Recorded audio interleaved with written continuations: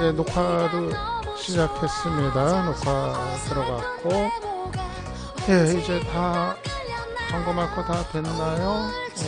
잠깐만요.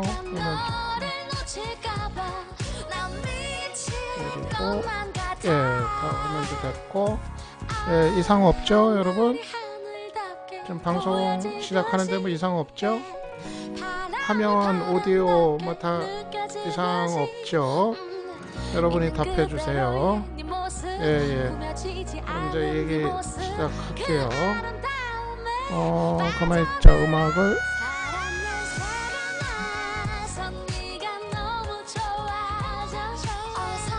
잠깐만요. 광고 좀 내보내고요. 광고가 아니라 참 방송 홍보. 제가 돈 받는 광고 말고.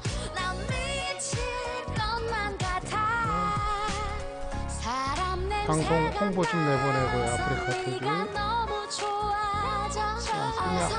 잠깐만요. 기다려주세요.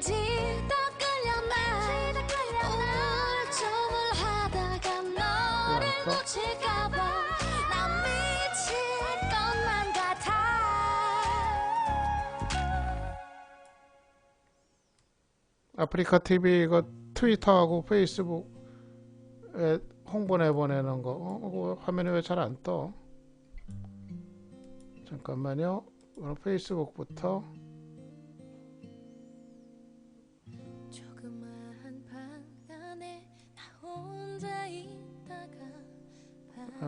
페이스북은 갔고 예, 뜨던데요.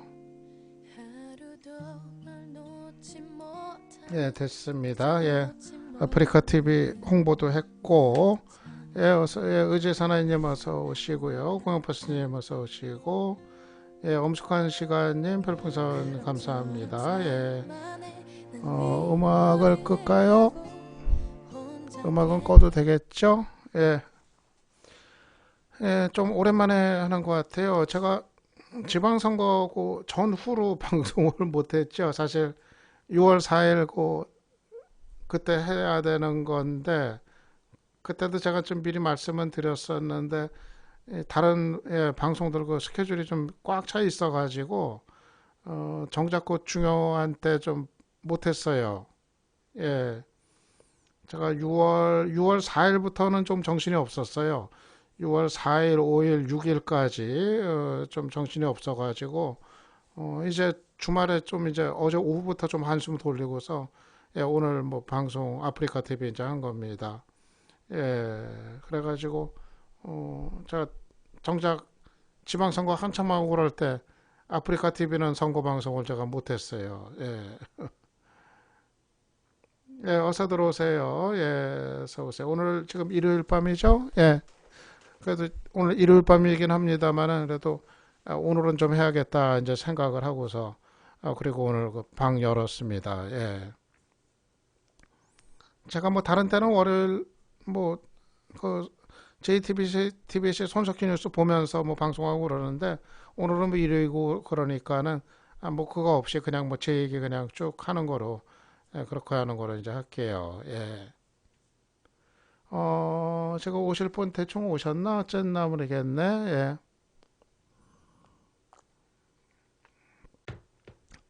예, 한 1, 2분만 있다가 얘기 시작할게요. 이제 뭐 시간은 됐는데 9시 30분 예고했으니까 뭐 지금 오는 분 계시고 뭐 그럴 테니까 예. 원래는 가급적 월요일 날 밤에 방송하죠 제가 예. 그거는 유효해요 아직. 그건 여전히 유효합니다. 예. 예, 어서 오세요. 예, 지금 오시는 분들 예, 다들 어서 오시고요. 예. 일요일 밤 어떻게들 지내셨나 모르겠네요. 오늘 주말. 참 주말이 올해는 참 주말들이 없었던 것 같아요. 봄 한참 그랬을 때 올해는 그 세월호 참사가 아마 있고 그래가지고 뭐 주말이라고 해도 뭐 한동안 뭐 어디 뭐 나들이 갈 생각도 나지도 않고 다들 뭐 많이들 뭐 그러셨을 거예요. 예. 근데 아직도 그래요. 아직도 뭐 그냥 음, 아직도 뭐 이제 그렇고 그래서 저는 뭐 이번 주말에 그냥 뭐 혼자서 그냥 책 보고 예, 도서관 가서 뭐 그냥 책 좀 보고 그냥 그러고 이제 지냈어요. 예. 예, 괄사님 별풍선 예, 감사하고요. 예. 오늘도 그 세월호 참사 그 수색에서 어, 한 명 또 이제 수습이 됐다고 그러죠. 한 명, 여성 한 명이 수습이 됐는데 그 단원고등학교 그 선생님인 것 같다고 그러더라고요. 예, 그래서 그 부모님들은 그 자기 딸이 맞다고 어, 뭐 그런 상태인가 보고요. 그 마지막 순간에 그 자기 반 그 아이들 구하려고 끝까지 그 아이들 구하려고 이제 들어갔다가 3층으로 갔다가 이제 다시는 이제 오지 못하고 이제 뭐 그랬던 아마 이제 여선생님인 것 같아요. 아직도 지금 13명을 지금 찾지 못하고 있는 뭐 그런 이제 상태인데 뭐 아직도 뭐 세월호 참사는 뭐 계속이 되고 있습니다. 뭐 끝난 거 전혀 아니고 뭐 그러니까요. 네. 우리가 뭐 전 잊지 않겠다고 그랬으니까 정말로 뭐 잊지 않고 또 뭐 앞으로 해야 될 일들이 어떤 것들이 계속 있는 건지 이런 거 뭐 같이 뭐 생각하고 얘기해 나가고 뭐 그래야 될 것 같아요. 예. 예, 이제 뭐 우선 그냥 들어오실 분 들어오셨으니까 뭐 본론으로 들어갈까요? 제가 뭐 오늘 방제는 저렇게 달아놨어요. 730 재보선과 새정치연합, 뭐 새정치연합의 과제 뭐 그런 게 되겠죠. 뭐 저 얘기 좀 이제 좀 많이 하려고 그러고요. 뭐 사실은 뭐 제가 재보궐선거 끝나고 처음 뭐 아프리카 TV에서는 처음 방송을 하는 거예요. 다른 데서는 뭐 방송 뭐 여기저기서 하고 뭐 그랬는데 어, 뭐 그냥 블랙리스트 하나 올려버렸어요 지금.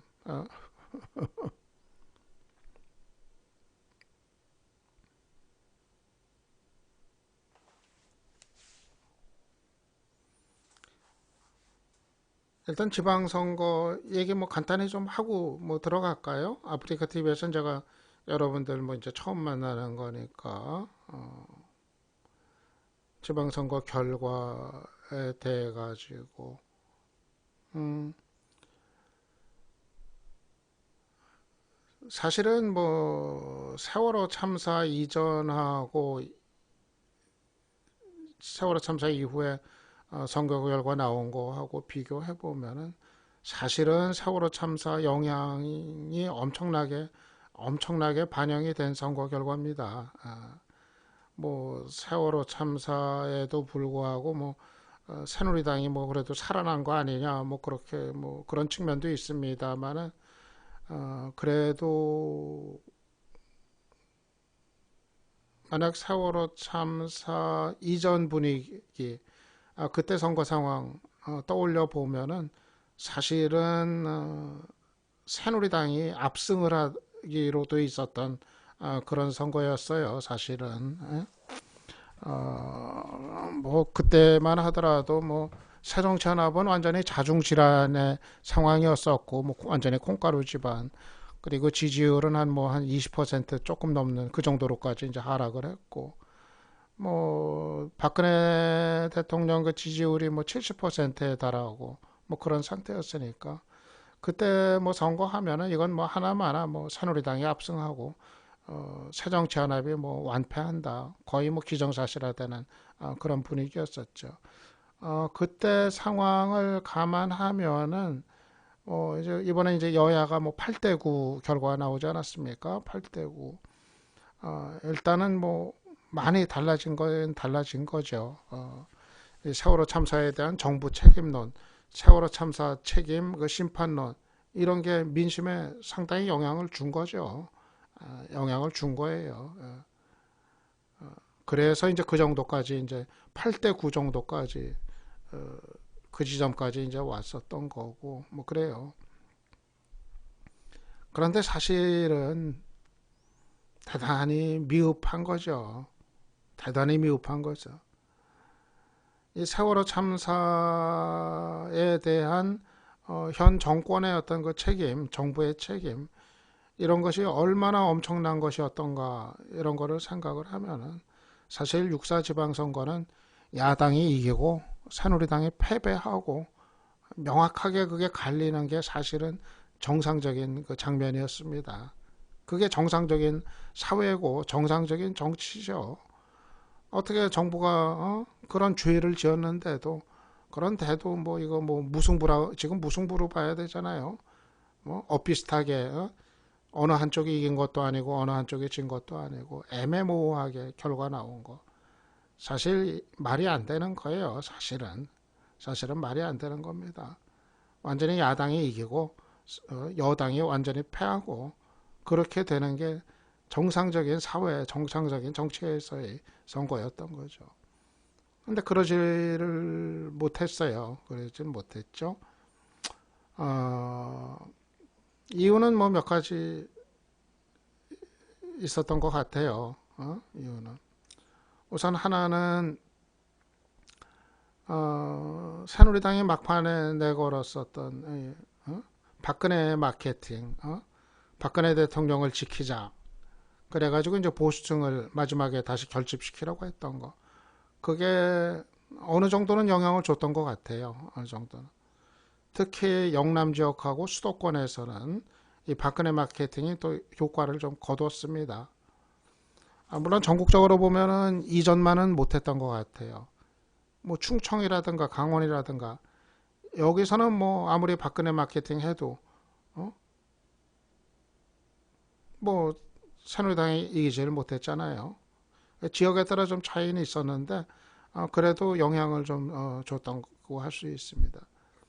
그리고 이제 또 하나는 중요한 건데 새정치연합 제1야당인 새정치연합이 정부로부터 떠난 민심을 껴안지를 못했다는 얘기가 되는 거죠.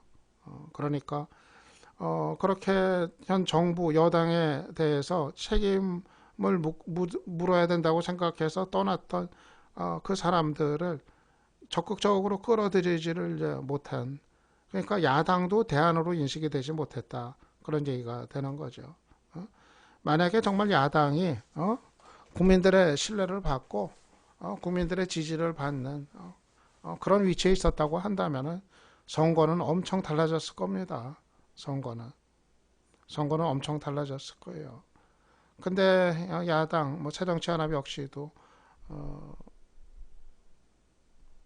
그렇게 믿업지 못한 정부 책임을 물어야 된다고 생각하면서도 그렇다고 새정치연합을 지지하기에는 좀 주저하게 만드는 이런 상황 아니었나 이제 뭐 생각이 이제 됩니다. 그래가지고 결국은 그렇게 이제 애매모호한 뭐 이렇다면 좀 정치적인 무승부라고 할 수도 있겠고 뭐 승자 패자가 없으니까 그런데 내용적으로 뜯어보면 야당이 이겼어야 될 선거인데 이기지를 못한 뭐 그런 결과였다 뭐 얘기를 할 수가 있을 것 같아요.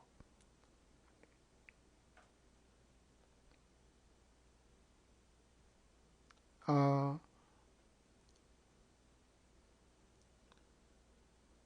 이제 7월 30일 날 재보궐선거가 이렇게 되죠. 7월 30일 날.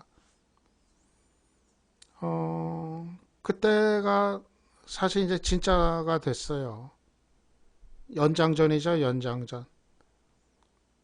7월 30일 날 이제 연장전이 치러지게 되는 겁니다. 이번에 승부가 안 났으니까 7월 30일 재보궐선거에서 그때 진짜 승부를 겨뤄야 될 그런 상황이 된 겁니다. 굉장히 중요한 재보궐선거입니다. 7월 30일 날. 연장전이기 때문에. 그 결과에 따라서 지금 앞으로 전국 주도권이 여야 어느 쪽으로 갈 것인가. 그게 그때 이제 결판이 나는 겁니다. 이번에 결판 못 난 게 그때 결판이 나는 거죠. 대단히 중요한 재보궐선거입니다. 확정된 게 지금 12곳이죠. 전국에서. 아마 12곳, 뭐 조금 플러스 될 수도 있을 것 같아요. 이제 지금 뭐 재판 진행 중인 거고, 뭐 결과에 따라서. 그런데, 730 재보선이, 전국적으로 아주 고루 걸쳐 있어요. 전국적으로. 12곳 확정된 것만 보더라도, 뭐 서울 하나, 뭐 경기에서도 뭐 김포, 뭐 수원, 뭐 평택, 뭐 있고, 뭐 그리고 충청에서도 있고, 뭐 충주 있고, 또 영남에서도 있고, 울산, 부산 뭐 있고, 또 광주에서도 있고, 전남에서도 있고, 뭐 아주 그냥 골고루 전국적으로 걸쳐서 있어요. 정말 미니 총선이에요, 미니 총선. 그렇기 때문에 그 결과에 대한 그 정치적 의미가 대단히 중요해지는 선거입니다. 그리고 뭐 하나만한 지역이 별로 없을 것 같아요. 12개 중에서도. 정말 선거 결과가 관심을 끄는 그런 지역들이 대부분이어가지고, 물론 이제 호남 같은 경우는 뭐 야당이 뭐 되겠죠. 광주하고, 전남 쪽하고. 근데 이제 누가 되냐, 이제 뭐 또 그게 이제 관심사가 될 텐데, 아무튼 12곳 이상에서 치러지는 재보궐선거, 상당히 이제 뭐 관심을 이제 모으고 있습니다.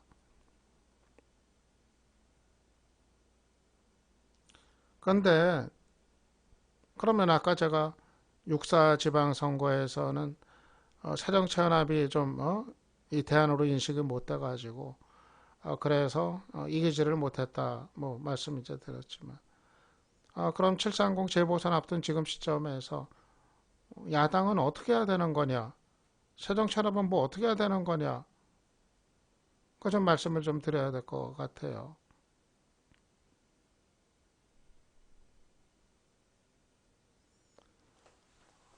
어, 일단은요, 지금 재보궐선거 때까지 서로 싸우면은 안 돼요, 당내에서. 새정치연합 내부에서 싸우면 그건 완전히 망하는 길입니다. 예, 망하는 길이에요. 지금 그런 조짐이 조금 있었단 말이에요. 이번 지방선거 결과 이 책임 공방 이거 가지고 어, 일단은 그거로 가면은 지금 안 됩니다. 지금은 하고 싶은 얘기가 서로 있어도 지금은 때가 아니에요. 지금 그거로 싸우기 시작을 하면은 730 재보선은 완전히 망해버립니다. 그렇지 않아도 지금 지방선거 앞두고서 이 공천 갈등 때문에 새정치연합이 그렇게 이제 신뢰를 또 잃고 이제 그랬었는데 다시 또 콩가루 집안 모습 보이면은 재보궐선거 또 진짜로 망치게 됩니다.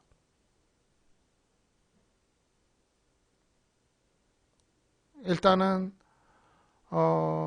저런 문제 뭐 안철수 김한길 체제가 잘 못했던 거 아니냐, 뭐 안철수 김한길 체제 뭐 이거 뭐 물러나야 되는 거 아니냐, 뭐 그런 목소리도 뭐 나오기도 하고 뭐 그러는 것 같아요.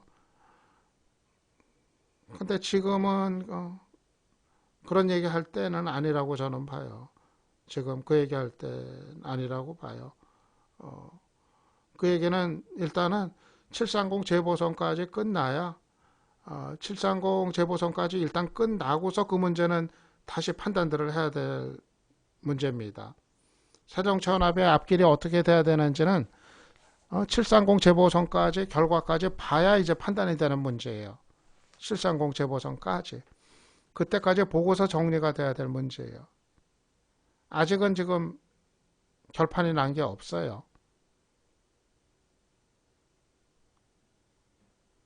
그리고 그래서 지금 재보선 앞둔 시점에서 책임 공방 벌이는 거, 이건 아주 같이 망하는 지름길입니다. 새누리당이 그러면 엄청 해피해집니다. 엄청 해피해지는 거예요. 그래서 예, 지금 오시는 분들 다들 어서 오세요. 그거는 지금 뭐 정말 자제들 해야 돼요. 자제를 해야 되고 그 사정차남대에서도 그러고 또 그 야권 지지층들 사이에서도 그러고 그렇습니다. 그리고 저는 몇 가지 좀 더 이제 사정찬압의 과제라고 주문을 하는 게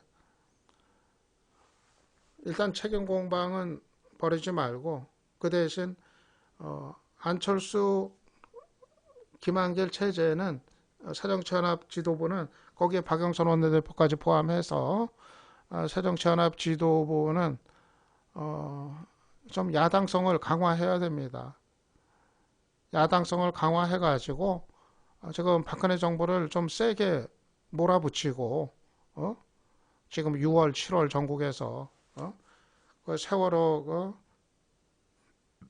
참사에 대한 그 국정조사도 이제 그 진행이 되고 있으니까 그 책임 문제 좀 더 그 강도 높게 그 짚어 나가고 그리고 뭐 김계춘 뭐 퇴진 문제 비롯한 쇄신 문제, 국정 쇄신 문제 이거 강도 높게 뭐 제기를 이제 해 나가면서 좀 강한 모습을 좀 보여야 됩니다. 박근혜 정부를 더 좀 세게 몰아붙여야 돼요. 야당성을 저 강화를 해야 돼요. 거기에 너무 약해요. 너무 미진하고. 좀 새로운 리더십을 보여줘야 됩니다. 그나마 지금 박영선 원내대표가 그 역할을 좀 하고 있는데 김한길 안철수 대표까지도 더 좀 박근혜 정부하고 더 각을 세우는 더 대립각을 세우는 이런 모습을 보여줘야 됩니다. 그래서 730 재보선에서 좀 더 선명하게 각이 세워진 그 상태에서 선거가 치러져야 됩니다. 그게 제가 얘기하는 두 번째고요. 그리고 이제 또 하나는 이거 중요한 겁니다. 공천 잘해야 됩니다. 공천. 730 재보선에서 공천 아주 잘해야 돼요. 정말. 당 보고만 찍는 거 아닙니다. 이번 지방선거에서도 나타났어요.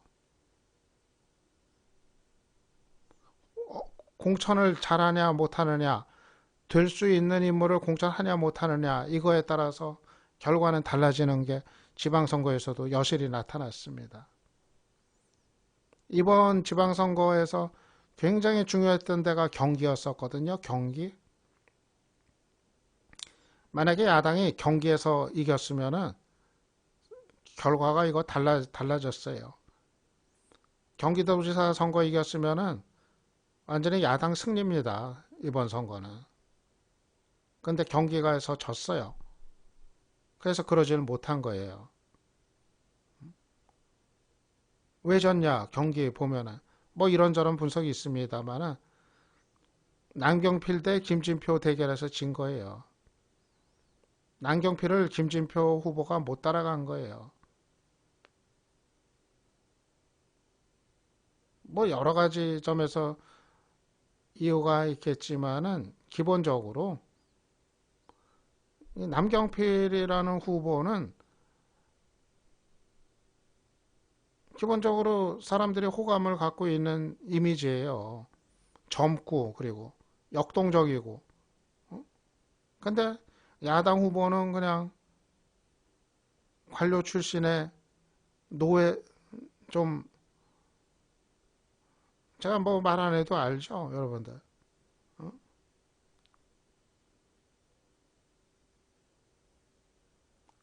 오히려 부정적으로 대비가 됐잖아요.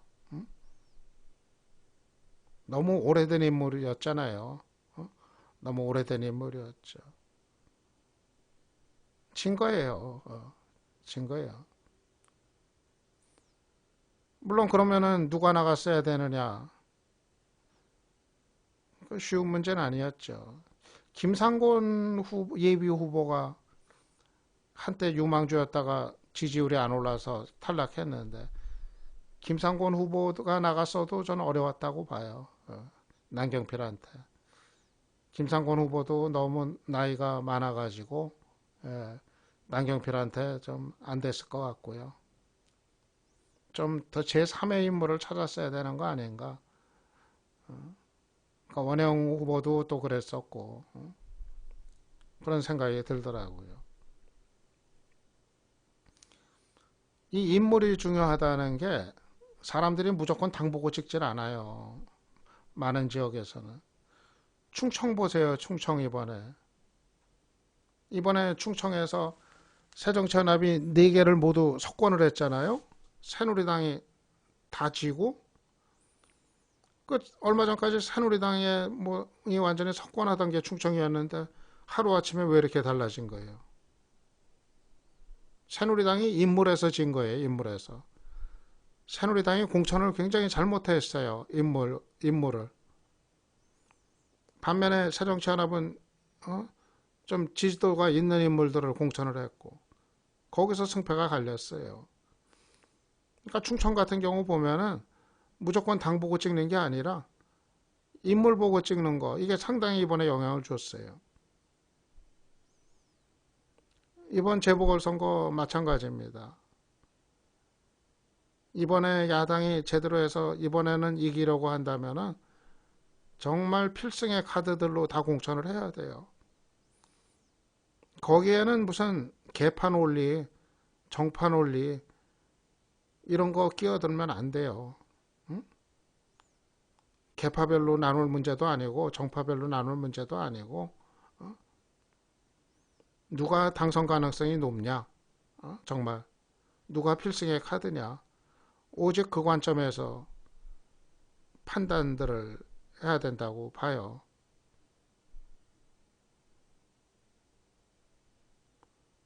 그런데 지금 언론에 나오는 거 보면은 잘못하면은 새정치연합의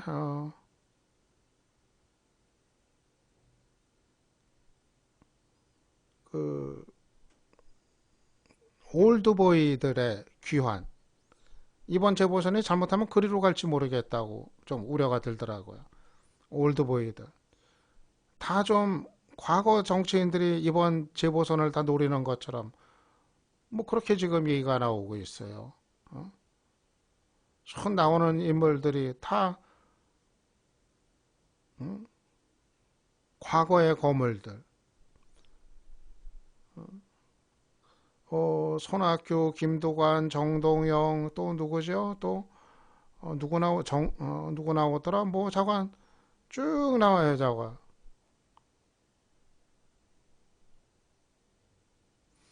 물론 이제 그 중에는 여전히 정치적 역할을 좀 할 수 있는 인물도 있지만은 그게 중심이 되면 안 됩니다. 올드보이들의 귀환이 중심이 되면 안 돼요.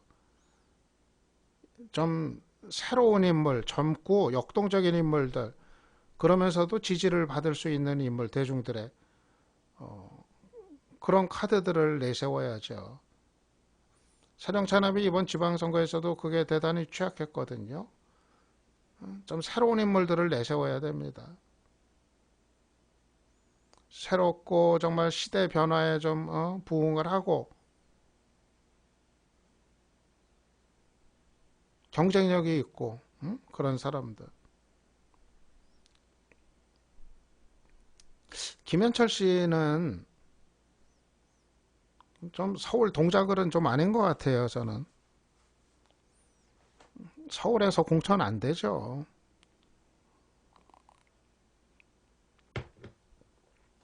저는 부산은 혹시 모르겠어요. 부산으로 간다고 하면 원래 YS가 부산이었잖아요. 그래도 이제 부산에서 한번 새누리당하고 맞대결 벌이겠다. 이러면은 사정천합도 좀 명분은 있을 수도 있어요. 아주 그 힘든 싸움을 부산에서 하겠다고 자청을 한다면은 더군다나 YS의 지역이니까 그러면은 좀 정말 한번 새정치연합으로의 힘으로 못하는 데니까 어차피 그러면 한번 김현철로 한번 해보자. 좀 이런 그런 공감대도 가능할 수도 있어요.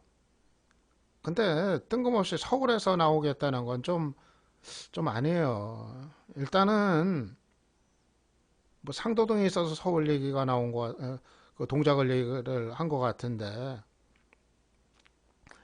일단 김현철 씨가 허물이 있거든요.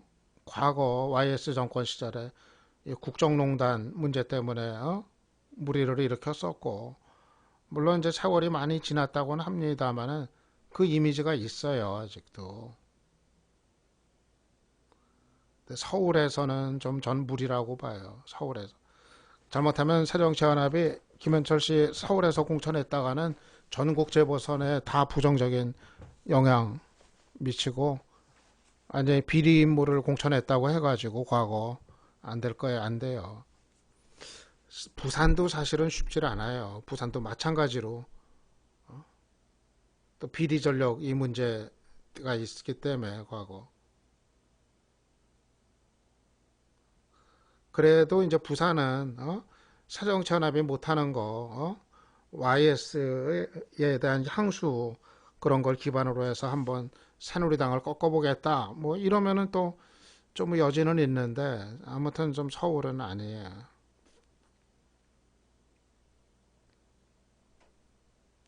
아까 그 채팅창에 금태섭 변호사 얘기 나오는데 저는 금태섭 변호사는 아주 좋은 카드라고 봐요. 이번 재보선에.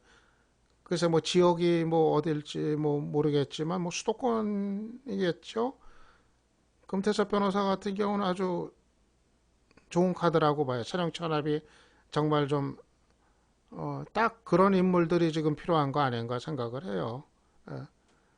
어, 기본적으로 대중적 그 지지 확보 능력이 있고, 어, 그리고 뭐, 상당히 뭐, 양질의 전문성 갖고 있고, 예, 무정당 당님 별풍선 감사하고요. 저는 금태섭 변호사 같은 경우는 뭐 아직 정치를 본격적으로 안 해서 그렇지, 일단 시작을 하고 선거에 뛰어들고 그러면은 상당히 파괴력이 있고 여당에서 누가 나오든 간에 뭐 충분히 해볼 만한 경쟁력을 갖고 있다. 전 좀 그렇게 봐요. 예, 예. 상당히 여러 가지 그 탤런트적인 그 기질도 있고 뭐 그래가지고 보니까 어, 상당히 괜찮은 카드인 것 같아요. 그래서 그거는 저는 아까 얘기처럼 뭐 어떤 계파 뭐 누구 쪽이었냐 뭐 그런 거는 따지지 않는 게 좋을 것 같아요. 뭐 금태섭 변호사도 뭐 누구 편이냐 누구 뭐 거냐 따지면 또 뭐 안철수 계죠. 안철수 대표하고 그때 같이 했으니까. 근데 그런 거 넘어서 가지고 넘어서 가지고 그렇게 판단해야지. 안 될 인물이 안철수 계라고 해가지고 안철수 사람이었다고 해가지고 안 될 사람이 돼서도 안 되고 또 거꾸로 되는 게 마땅한 사람이 또 안철수 사람이라고 해서 또 오히려 어? 안 돼서 불이익을 당하고 그것도 맞지 않다고 보여. 그런 거 다 떠나서 판단해야 되는 게 이번 뭐 재보선 공천이다. 저는 그렇게 이제 봐요. 아마 동작을이 박 터질 것 같아요. 지금 동작을. 이정현이 나온다고 그러죠. 이정현 전 홍보수석 청와대에서 그런다고 저는데 새정치연합 전략공천이요. 새정치연합이 전략공천 함부로 못할 거예요 아마. 참 복잡해요. 그래서 자칫하면 저 새정치연합이 또 공천 갈등이 심할 수가 있는데 아슬아슬해요. 전략공천 지난번에 그 광주에서 한 거 하도 뒤어가지고 그 전략공천 이제 함부로 못할 거예요 아마. 근데 또 전략공천 안 하면은 또 어떻게 할 거냐 이게 또 고민인데 전략공천 안 하면은 경선으로 해야 되는데 근데 경선하면은 또 무조건 기득권 가진 사람들이 또 유리하게 돼 있으니까 그러면은 또 새로운 인물은 또 들어올 수가 없는 딜레마가 또 있단 말이에요. 그게 참 그게 문제예요. 경선해 가지고는 새로 들어오는 인물이 외부에서 뭐 영입하거나 새로 이렇게 하려고 하는 인물이 어떻게 해낼 도리가 없어요. 어. 그러니까 사실 전략공천은 필요할 때 해야 되는 게 맞아요. 필요할 때 해야 돼요. 전략공천은. 그럴 때 하라고 있는 게 전략공천인데, 근데 지난번에 광주에서 이제 너무 서투르게, 너무 이제 일방적으로 그냥 해가지고, 광주 시민들 좀 이해시키고 동의 구하면서 그러면서 했어야 되는데, 너무 그냥 서울에 앉아가지고 그렇게 서투르게 해가지고,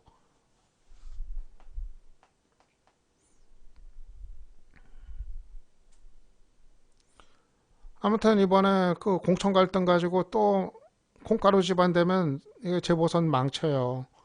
그래서 아주 걱정인데 새정치 하나.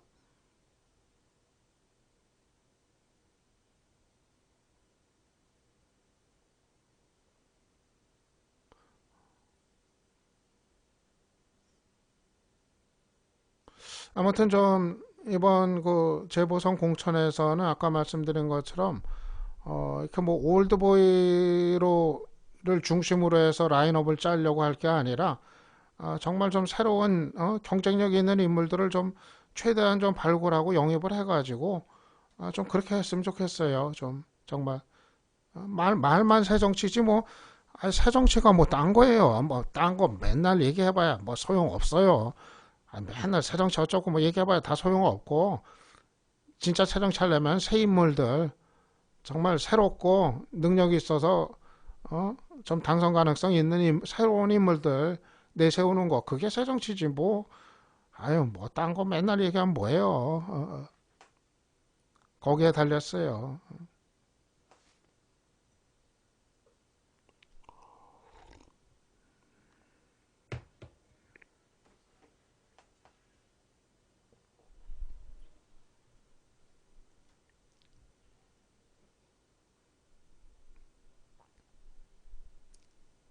근데 이제 이정현 전 청와대 홍보수석이 동작을 나오겠다고 막 그러고 있나 본데 결심했다고 그러는데 그건 참 말이 안 되는 소리예요. 그건 기가 막힌 노릇이죠.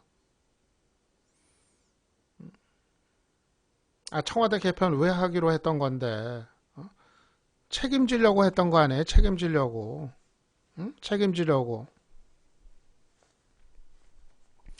세월호 참사에 대한 책임 청와대도 그거 져야 돼서 그래서 쇄신하자고 해서 청와대 개편하기로 했던 거 아니에요.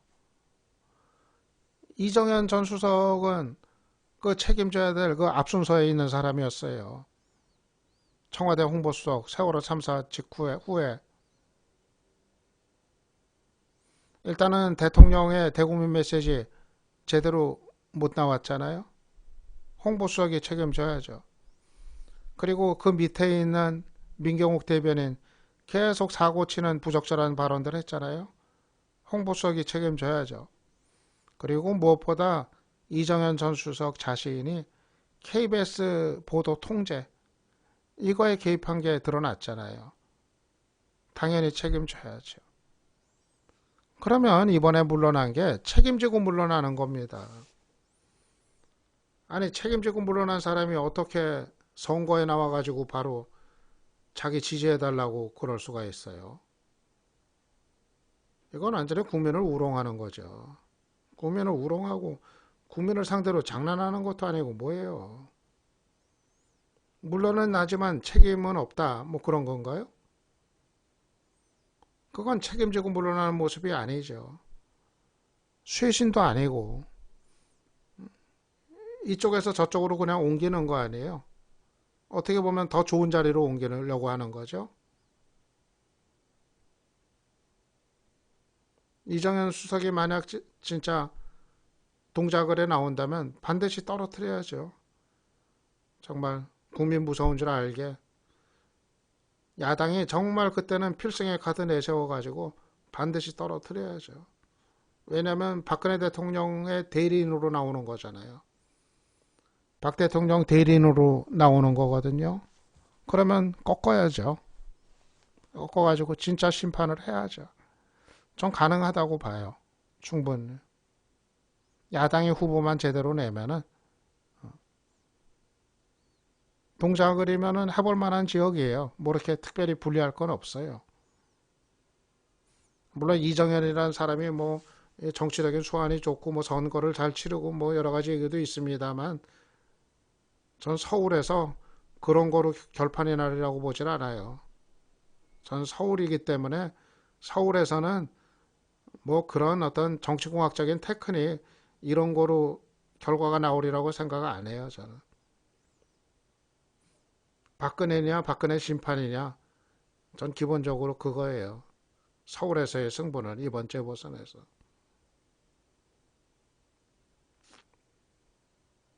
야당이 공천 정말 잘해야 될 거예요. 상대가 만약 진짜 이정현으로 된다면 이정현 컨셉과 대비가 되는 그런 인물이면 좋을 것 같고.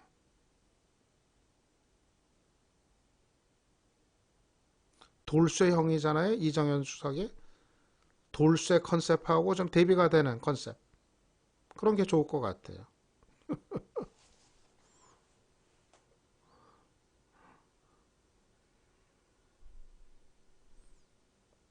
예, 재보궐선거도 사전투표 하죠.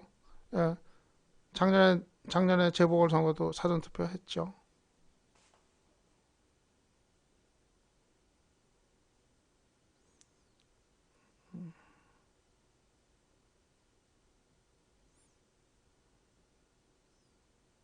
김두관 김두관 전 장관은 좀 이번엔 좀 제가 볼 때는 아니에요. 예, 예, 아니에요.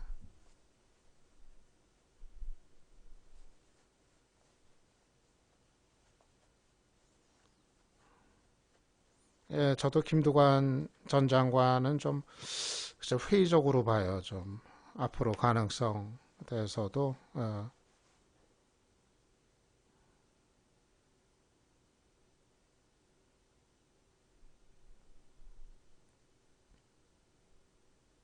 나중에 기회 있으면 뭐 얘기를 할게요. 예.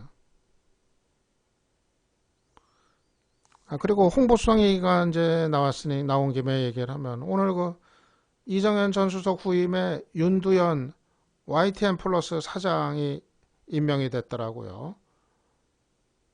이 방송사 사장, 뭐 자회사긴 하지만 YTN. 예, 참 기가 막힌 노릇이에요. 저 오늘 그 소식 듣고는 그냥 화가 나가지고.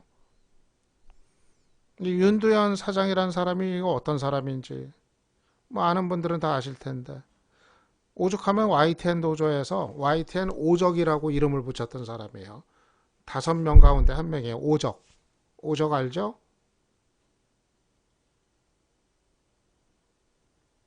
그 이명박 정권 들어섰을 때, 이명박 정권 들어섰을 때, 그 이명박 정권 사람들이 그냥 압력 넣어가지고 정치부장 되고, 어?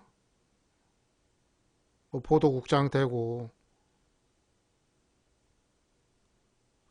그래가지고, 재직 중에 YTN에서 있을 때, 그 자리에 있을 때, 내내 그 편파방송, 편파보도, 그 논란의 주인공이잖아요.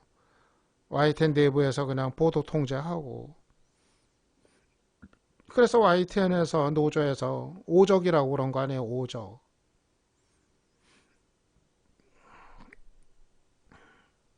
그랬던 사람이 이 보도 통제 논란의 주인공이 생각을 해보세요. 이정현 전 수석이 왜 물러나는다고 그랬죠, 아까? KBS 보도 통제에 대한 책임, 이게 있는 거 아니에요? 그 검찰에 고발까지 된 상황인데. 아니, 보도 통제 때문에 논란에 휩싸여서 물러나는 사람 후임에 또 보도 통제의 주인공을 기용한다는 게 이게 말이 됩니까? 참, 이게 제정신이에요, 이게. 정말 무슨 생각이 있는지 모르겠어요. 박근혜 대통령 머릿속에. 지금 뭐 전혀 모르는 것 같아요, 상황을. 뭐가 문제인지도, 뭐가 문제인지 지금 기본적인 파악을 못하는 것 같아요. 그러니까 이정현이란 사람이 왜 물러나는지 거기에 대해서 뭐 생각이 없는 것 같아요.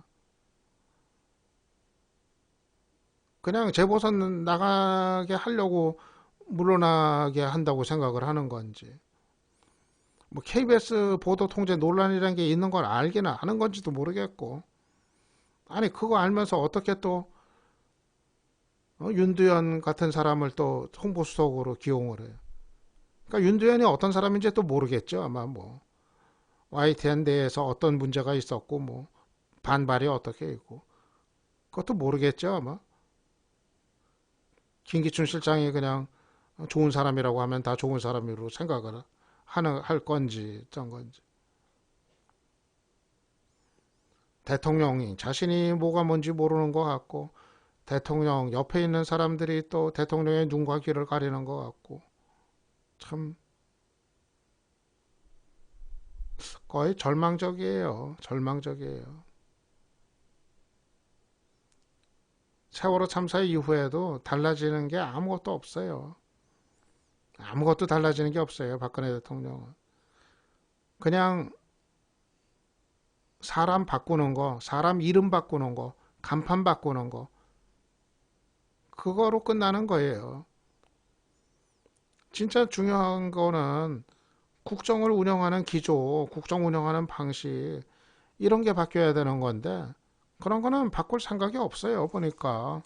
지금까지 해오던 대로 그대로 하겠다는 거니까. 이거 다 나타나잖아요.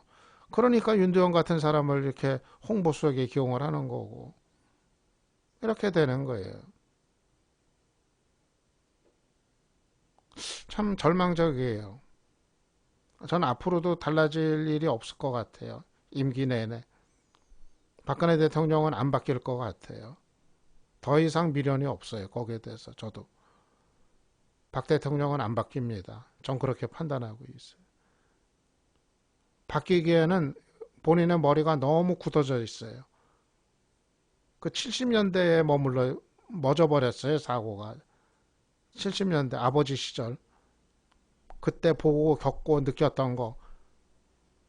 그 시점에 멎어 있는 것 같아요. 그러니까 얘기가 안 돼요. 얘기가 안 되고 소통이 안 돼요.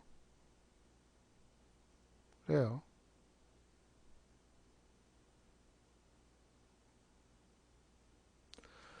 예, 여러분 추천 안 하신 분들 추천해 주세요. 여러분 추천 안 하신 분들 추천해 주시고요.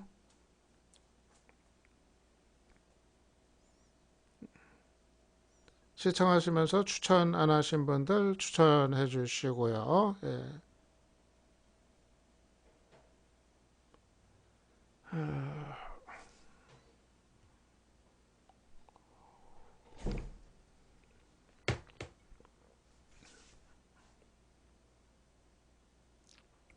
예, 오늘은 제가 뭐 얘기 들었나 지방선거 얘기 좀 드렸고, 예, 광주에서 윤장현 후보가 된 거, 그거는 그렇게 되게 돼 있었어요. 그거는 최종적으로는 마지막에 광주 시민들이 전략적 선택을 한 거죠. 물론 이제 전략 공천에 대한 반발이 워낙 컸었는데 이번에 전략 공천 거 함부로 해가지고, 근데 그럼에도 불구하고 강운태를 찍는 게 무슨 의미가 있느냐? 그 좀 비리에 많이 연루됐던 그 관료 출신의 그런 판단을 했을 법하고, 그래서 아직은 지금 새정치연합하고 안철수를 무너뜨릴 때는 아니다. 다음 정권 교체 위해서 일단은 살려놔야 된다. 좀 그런 이제 전략적인 선택을 한 거로 보면 되겠죠. 그 광주 시민들의 그렇게 선택할 수밖에 없는 상황이었죠. 예. 아, 김무성 의원 얘기요? 맞아요, 맞아요. 오늘 그 얘기 있었나? 어제 추적 60분에서 그냥 다 까발려졌다고 그러네. 김무성 의원. 그 딸이 지금 그 서울에 있는 그 사립대 전임 교수로 있는데 32살인데 전임 교수로 있다고 그래요. 와, 그거 대단한 거예요. 아니, 32살의 전임 교수. 저도 그 얘기 듣고는 믿어지질 않아요. 믿어지질 않아요. 32살이면은 한참 시간 강사 시작하고 있을 텐데, 시간 강사 시작하고 그거 보따리 장사 한 10년은 해야 전임 교수 되는데 32살에 전임. 대단한 수예요. 근데 마침 그 대학, 마침 그 대학이 총장이 국정감사였나? 거기 증인으로 채택되려는 걸 막아줬다는 거 아니에요? 그걸 틀어버렸다는 거 아니에요? 김무성 의원이. 그래서 지금 의혹에 휩싸였는데, 근데 마침 김무성 의원이 오늘 당권 경쟁 도전 선언했어요. 대표 출마 선언을 했어요. 대표 출마 선언하기 전에 그거부터 해명을 해야 될 것 같은데, 분명하게. 그거부터 좀 해명을 해야 될 것 같은데. 그리고 차제에 그 딸 문제도 좀 밝혀야 될 것 같아요. 딸 문제도 차제에 밝혀야 될 것 같아요. 이거 뭐 국정감사 증인 그거 문제 그것뿐만 아니라 어떻게 해서 32살 나이에 전임이 될 수 있었는지, 정말 뭔가 이상한 거 없었는지 그거 한번 좀 따져봐야 될 것 같아요. 그거야말로 국정조사를 좀 하든가 좀 그래야 될 것 같아요. 근데 그거 가지고 김무성 의원 막 이렇게 뭐 비난하고 비판하고 이게 이러려다 보니까 또 그럼 또 서청원 의원이 또 해피하겠어요. 당권 경쟁에서 그럼 또 친박이 또 해피해지는 거 아니에요? 어? 참, 참 이래도 그렇고 저래도 그렇고 참 그래요. 김무성이 또 죽으면은 서청원이 해피해지면서 친박이 또 살아나는 거고 참 별로 뭐 이래도 불쾌하고 저래도 불쾌하고 좀 그래요.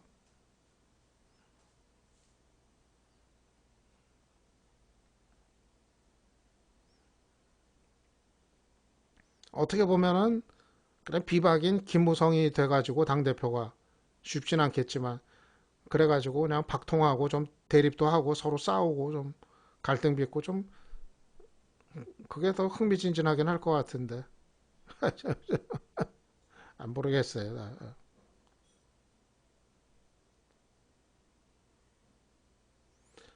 예, 여러분들 오늘 여기까지 얘기할게요. 오늘 여기까지 얘기하고요. 가급적이면은 내일 밤에 방송하는 거로 하고요. JTBC 뉴스 하고 그리고 재방송 올려놓을게요. 잠시 후에 재방송 올려놓을 테니까 예, 가만히 계시면은 재방송 올려가게 이렇게 할게요. 예. 그리고 추천 안 하셨던 분들 추천하시고요. 추천 안 하셨던 분들 추천해 주시고요. 예. 전 재방송 올려놓을게. 가만히 계세요. 노래 하나 틀어놓을게요. 안녕히 계세요. 예. How you doing, baby? You're no shin. Seven Cities. Music 89. Whoa, yeah. Like, 예, 별풍선 감사합니다. 같았었던 몇 달 며칠이 흐르고 너 없는 아침 조금은 익숙해 덜 보지 못했던 거울 속의 내 모습에 웃음이 나와 처음